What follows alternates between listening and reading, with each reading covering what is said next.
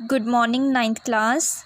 In this video, I am going to explain Physics Chapter 9 Force and Laws of Motion. इस chapter में हम force के बारे में पढ़ेंगे, फोर्स की टाइप्स और कुछ लॉज हैं मोशन के, उनको हम स्टडी करेंगे. So let's start the chapter. In the previous chapter, we described the motion of an object along a straight line in terms of its position, velocity and acceleration. जो previous chapter था, chapter 8 motion, उसमें हम पढ़ चुके हैं किसी object का motion straight line में with respect to its position, उसकी velocity और acceleration. और हम उस chapter में ये भी पढ़ चुके हैं motion किस तरह के होते हैं, uniform motion, non uniform motion. But we have not yet discovered what causes the motion. Motion का कारण क्या है वो हमने अभी तक फाइंड आउट नहीं किया है. Why does the speed of an object change with time? किसी भी ऑब्जेक्ट की जो स्पीड है टाइम के साथ क्यों चेंज होती है, क्यों जो सभी मोशंस हैं होते हैं, इनका क्या कारण है, ये अभी तक हमने फाइंड आउट नहीं किया है. अगर उनके कारण हैं मोशंस के तो उस कारण का नेचर क्या है, if so what is the nature of this course. तो ये सारे क्वेश्चंस हैं, इन्हीं के आंसर्स हम फाइंड आउट करेंगे इस चैप्टर में. For many centuries, the problem of motion and its causes had puzzled scientists and philosophers. जो साइंटिस्ट थे काफ़ी टाइम तक उनके ये प्रॉब्लम, जो मोशन है प्रॉब्लम या उसके कॉजेज़ हैं, क्या कारण है मोशन के, ये बहुत उनके लिए पजलिंग था कि इसके मोशन के कारण क्या हैं. क्योंकि उन्होंने सोचा पहले कि अगर कोई बॉल, जैसे सपोज एक बॉल को ग्राउंड पे, a ball on the ground when given a small hit, अगर किसी बॉल को आप हल्का सा हिट करके ग्राउंड पे छोड़ देते हो, वो हमेशा के लिए मूव नहीं करती है, कुछ टाइम मूव करेगी और उसके बाद क्या वो स्टॉप कर जाती है. Such observations suggest that rest is the natural state of an object. जब उन्होंने ये सारी ऑब्जर्वेशंस देखी कि कोई भी ऑब्जेक्ट है अगर उसे हम थ्रो करते हैं ग्राउंड में तो वो कुछ टाइम के बाद क्या रुक जाता है अपने आप. तो उन्होंने सोचा, क्योंकि देखो स्टार्टिंग में पहले भी ऑब्जेक्ट रेस्ट पे होता है, अब आप थ्रो करते हो कुछ टाइम के लिए वो मूव करते हैं और उसके बाद अगेन वो स्टॉप हो जाता है. तो साइंटिस्ट ने सोचा कि उन्हें इन ऑब्जर्वेशन से उन्हें सजेस्ट आया, उनके दिमाग में ये आया कि रेस्ट जो है वही नेचुरल स्टेट है ऑब्जेक्ट की. ये मीन्स जो रेस्ट पे है, रेस्ट जो स्टेट है ऑब्जेक्ट की, वही उसकी नेचुरल स्टेट है. बिकॉज वो पहले भी रेस्ट पे होता है, अगर उसके ऊपर हम फोर्स लगाते हैं कुछ तो वो कुछ टाइम के लिए मूव करता है और अगेन वो रेस्ट पे आ जाता है. तो इट मीन्स रेस्ट जो है वही नेचुरल स्टेट है किसी भी ऑब्जेक्ट की. This remained the belief until Galileo Galilei and Isaac Newton developed an entirely different approach to understand the motion. ये वाला कंसेप्ट कि रेस्ट जो नेचुरल स्टेट है ऑब्जेक्ट की, तब तक माना गया जब तक गैलीलियो गैलीली और इसाक न्यूटन ने एक नया आइडिया नहीं दिया. तब तक के जो साइंटिस्ट थे वो यही मानते थे कि सिर्फ रेस्ट जो स्टेट है वही ऑब्जेक्ट की स्टेट है. लेकिन गैलीलियो गैलीली और इसाक न्यूटन ने जब नया आइडिया दिया मोशन के लिए कि मोशन क्या है, तब उसके बाद न्यू कंसेप्ट्स आए और न्यूटन ने ही कुछ लॉज दिए थे मोशन के, वही हमने इस चैप्टर में स्टडी करने हैं. देखो एवरीडे लाइफ में हम लोग कुछ ना कुछ एफर्ट करते हैं, कोई जो स्टेशनरी ऑब्जेक्ट्स होते हैं उनको मोशन में लाने के लिए. जैसे सपोज ये पेंसिल यहाँ पे पड़ी है, अगर मुझे इसको आगे मतलब पुश करना है या पुल करना है या उसकी पोजीशन चेंज करनी है तो मुझे उस पर फोर्स लगानी पड़ेगी या कुछ करना पड़ेगा, उस पर एफर्ट लगाने पड़ेंगे. सिमिलरली अगर कोई ऑब्जेक्ट मूव कर रहा है, उसे स्टॉप करना है, तब भी आपको कुछ एफर्ट लगाना पड़ेगा, तभी आप करोगे, उसे रोक पाओगे. और हम इसमें एक्सपीरियंस करते हैं कि हमारे जो मसल्स हैं वो इसमें एफर्ट करते हैं, और हम या फिर ये भी कह सकते हैं कि हमें उस ऑब्जेक्ट को पुश करना पड़ता है या उसे हिट करना पड़ता है या उसे पुल करना पड़ता है उस ऑब्जेक्ट को उसके स्टेट ऑफ मोशन को चेंज करने के लिए. जैसे सपोज कोई फुटबॉल पड़ा है ग्राउंड में, तो अगर आप उसे मूव करवाना चाहते हो तो आप उसे हिट करोगे. अगर आपने डोर को ओपन करना है तो आप क्या करोगे, उसको पुल करोगे. अगर आपने डोर को क्लोज़ करना है तो आप क्या करोगे, पुश करोगे. तो उसकी पोजीशन को चेंज करने के लिए, उसकी स्टेट को चेंज करने के लिए, रेस्ट से मोशन में लाने के लिए और मोशन से रेस्ट में लाने के लिए या तो हमें उसे पुश करना पड़ता है या हिट करना पड़ता है या पुल करना पड़ता है. The concept of force is based on this push, hit और पुल. तो ये हमने 8th क्लास में भी पढ़ा है कि ये जो फोर्स का कंसेप्ट है वो इन्हीं पे पुश, हिट और पुल पे बेस्ड होता है. In fact no one has seen, tested और फेल्ट अ फोर्स. पर किसी ने भी अभी तक फोर्स को देखा नहीं है, ना ही उसे टेस्ट कर सकते हैं हम, ना ही उसे फेल्ट कर सकते हैं कि फोर्स है क्या. फोर्स को तो नहीं हम देख सकते. सपोज करो अगर आपके घर में कोई डोर है वो जैम हो गया, या कोई विंडो है वो जैम हो गई है, उसको आपने ओपन करने के लिए आपने पूरी अपनी ताकत लगा दी। ठीक है, सिंपल लैंग्वेज में हम यही करेंगे कि आपने ताकत लगा दी, आप पूरी ज़ोर लगा रहे हो, अपनी ताकत लगा रहे हो, बट वो डोर जो है ओपन नहीं हो रहा है। आप तो अपनी तरफ से पूरी फोर्स लगा रहे हो, बट वो डोर ओपन नहीं हो रहा है। आपके साथ आपके सिस्टर या ब्रदर कोई भी है, उन्होंने आकर फोर्स लगाई और वो डोर ओपन हो गया। तो हमें कैसे पता चला कि फ़ोर्स लगी है कि नहीं? देखो, आप तो फोर्स लगा ही रहे थे, सबसे पहले आपने डोर ओपन करने की कोशिश की, पर डोर ओपन नहीं हुआ। बट आपकी जो ब्रदर या सिस्टर बैठे थे वो आपको बोल रहे कि तू फोर्स ही नहीं लगा रहा, ताकत नहीं लगा रहा, इसलिए तो दरवाज़ा नहीं खुल रहा है, डोर ओपन नहीं हो रहा है। बट आप तो अपनी तरफ से पूरा ट्राई कर रहे हो। फिर आपके ब्रदर और सिस्टर ने आकर डोर ओपन करने की कोशिश की और डोर जो क्या है ओपन हो गया। तो उन्होंने फिर से कहा कि तूने ताकत लगाई ही नहीं थी, इसलिए नहीं डोर ओपन हुआ, मैंने ताकत लगाई, डोर तो ओपन हो गया। तो इट मीन्स हमें फ़ोर्स दिखाई नहीं देती है, क्योंकि फ़ोर्स तो आप भी लगा रहे थे, बट डोर ओपन नहीं हुआ। फिर आपके ब्रदर और सिस्टर ने जब फोर्स लगाई तो डोर ओपन हो गया। फोर्स तो आप भी लगा रहे थे और उन्होंने भी लगाई, पर हमें एक्चुअल में क्या दिखाई दिया? एंड में फोर्स का इफ़ेक्ट दिखाई दिया कि जब आपके ब्रदर और सिस्टर ने डोर पे फोर्स लगाई और डोर ओपन हो गया, तो वो क्या, फोर्स का इफ़ेक्ट था। फोर्स का इफ़ेक्ट हुआ तभी वो डोर क्या ओपन हो गया। आप भी फोर्स लगा रहे थे, बट हम फोर्स को नहीं देख सकते, हम क्या देख सकते हैं? उसके इफ़ेक्ट को देख सकते हैं और उसको फील कर सकते हैं। इसलिए यहाँ पे लिखा है, in fact no one has seen, tested और फेल्ट अ फोर्स।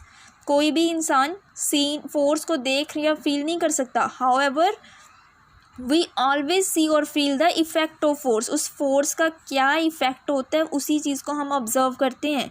अगर फुटबॉल है, उसको आप किक कर रहे हो, तो हमें कैसे पता कि आपने फोर्स लगाई है कि नहीं? जब वो मोशन में आ गए तो इट मीन्स उसके ऊपर फोर्स लगी है, और वो मोशन क्या है? उसका इफ़ेक्ट है फोर्स का।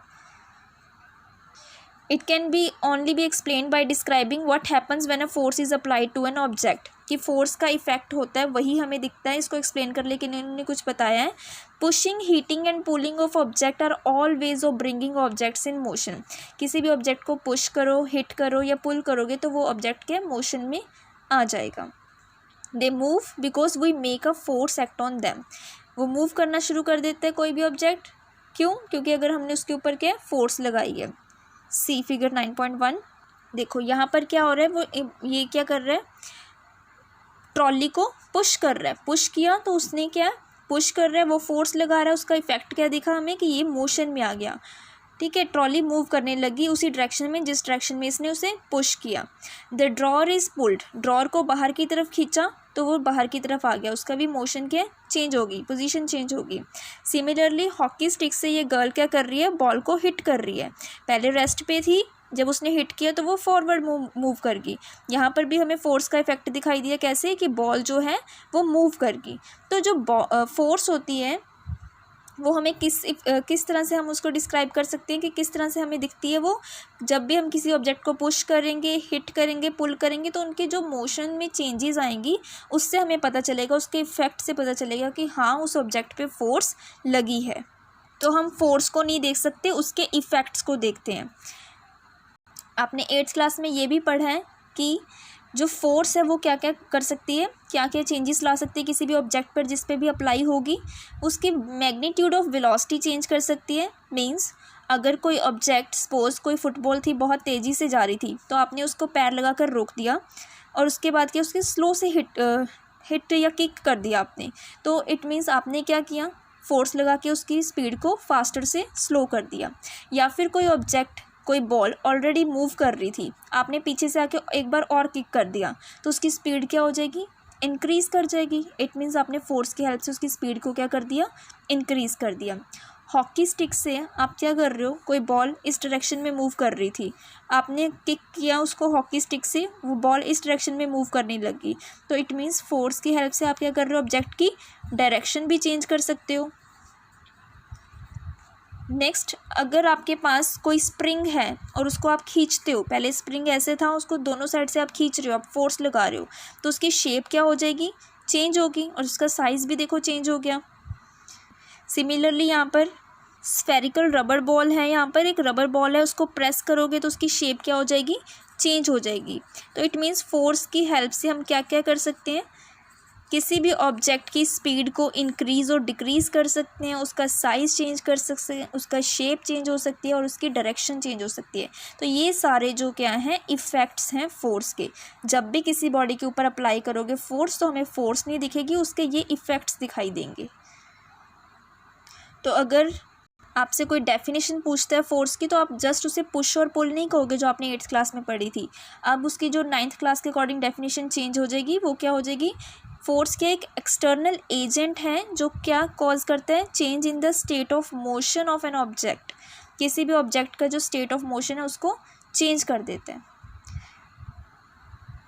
Next are the types of the forces. 2 types of forces होती है हमारे पास, balanced and unbalanced force. See the figure 9.3। यहाँ पे देखो आपको क्या दे रखे हैं, एक वुडन ब्लॉक रखा है एक हॉरिजॉन्टल टेबल पे। 2 strings x and y are tied to the 2 opposite faces of the block. ये जो ऑपोजिट फेसेस हैं इस वुडन ब्लॉक के, इनके ऊपर क्या है, 2 स्ट्रिंग्स टाई की हुई हैं। एक है यहाँ पर x और इधर की साइड के y। अगर आप अप्लाई करते हो force by pulling the string x, अगर आप सिर्फ x स्ट्रिंग को खींचते हो अपनी तरफ तो जो ब्लॉक है वो राइट डायरेक्शन की तरफ मूव करना स्टार्ट कर देगा, बिकॉज आपने इसी डायरेक्शन में फोर्स लगाई है ना, उसे खींचा इस तरह से, तो ये जो वुडन ब्लॉक है वो भी इस डायरेक्शन में मूव करना स्टार्ट कर देगा। Similarly if we pull the string y, the block moves to the left. लेकिन अगर अब आप y पे जो फोर्स लगाते हो उसकी तरफ खींचते हो तो ये जो स्ट्रिंग और वुडन ब्लॉक दोनों ही क्या हैं, वो लेफ़्ट डायरेक्शन में मूव करना स्टार्ट कर देंगे। तो मीन्स अगर आप जिस डायरेक्शन में फोर्स लगा रहे हो उसी डायरेक्शन में ये वुडन ब्लॉक क्या मूव करना स्टार्ट कर देगा। But if the block is pulled from both side with equal forces, अगर लेकिन आप इस ब्लॉक को दोनों साइड से इक्वल फोर्सेस के साथ पुल करते हो, मींस यहाँ पे भी सपोज कर लो 10 न्यूटन फोर्स लगा रहे हो और इधर भी 10 न्यूटन फोर्स लगा रहे हो, तो क्या ये ब्लॉक मूव करेगा? नहीं करेगा, बिकॉज आप दोनों साइड से क्या कर रहे हो, इक्वल फोर्स लगा रहे हो और वो दोनों एक दूसरे का इफेक्ट क्या करेंगे, कैंसिल करेंगे। इधर से भी आप 10 न्यूटन फोर्स लगा रहे हो, इधर से भी उसी फोर्स से खींच रहे हो, तो ये ऑब्जेक्ट अपनी जगह से बिल्कुल भी हिलेगा ही नहीं। ऐसी फोर्सेस जो दोनों साइड से इक्वल अमाउंट में लग रही हों, जिसकी वजह से ऑब्जेक्ट जो है वो मूव ना कर पाए, ऐसी फोर्सेस को बोलते हैं balance forces. Such forces are called the balance forces and do not change the state of rest और of motion of an object. अगर कोई ऑब्जेक्ट रेस्ट की स्टेट पे है, अगर दोनों साइड पे उसके बैलेंस फोर्स लग रही है, तब भी वो अपनी पोजीशन चेंज नहीं करेगा, अपनी स्टेट नहीं चेंज करेगा।